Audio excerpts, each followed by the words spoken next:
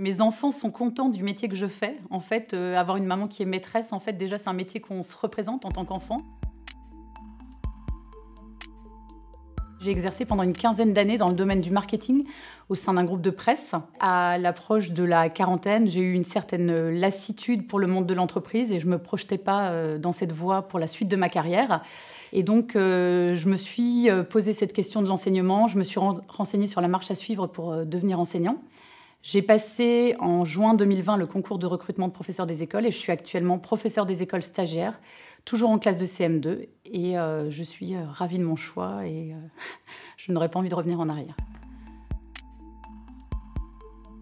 Ça me laisse quand même plus de temps pour ma famille et mes enfants. Alors malgré tout, il ne faut pas s'imaginer que le métier d'enseignant, ça se borne aux heures de présence avec les élèves parce qu'en fait, au-delà du temps en classe, il y a bien évidemment de la préparation, du temps de correction. Ce temps est quand même considérable, mais on peut s'organiser comme on le souhaite pour préparer sa classe, pour corriger, on peut le faire le soir. Et donc ça m'a laissé quand même plus de temps pour ma famille, alors à la fois au quotidien, dans la semaine, et aussi le fait d'avoir des vacances, c'est quand même appréciable quand on a une vie de famille.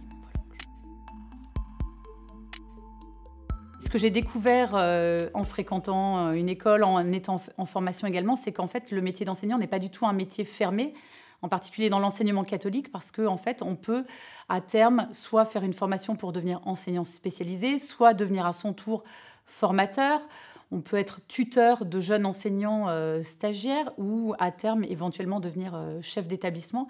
Il ne faut pas imaginer que là je suis en classe de CM2 et je vais rester en classe de CM2 pour les 20 prochaines années. En fait, si à un moment je souhaite donner une nouvelle orientation à ma carrière tout en restant dans l'enseignement, il y a différentes voies qui sont possibles pour évoluer, pour changer de cadre, mais tout en restant dans cet environnement de l'enseignement qui me plaît beaucoup.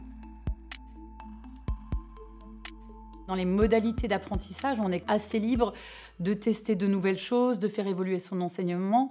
Il y a une grande richesse dans l'enseignement catholique et dans l'école dans laquelle j'enseigne, enfin, à la fois les autres professeurs des écoles et le chef d'établissement sont très ouverts pour tester de nouvelles choses, pour faire venir des intervenants en sciences, pour faire des ateliers. On n'est pas que dans le strict enseignement classique.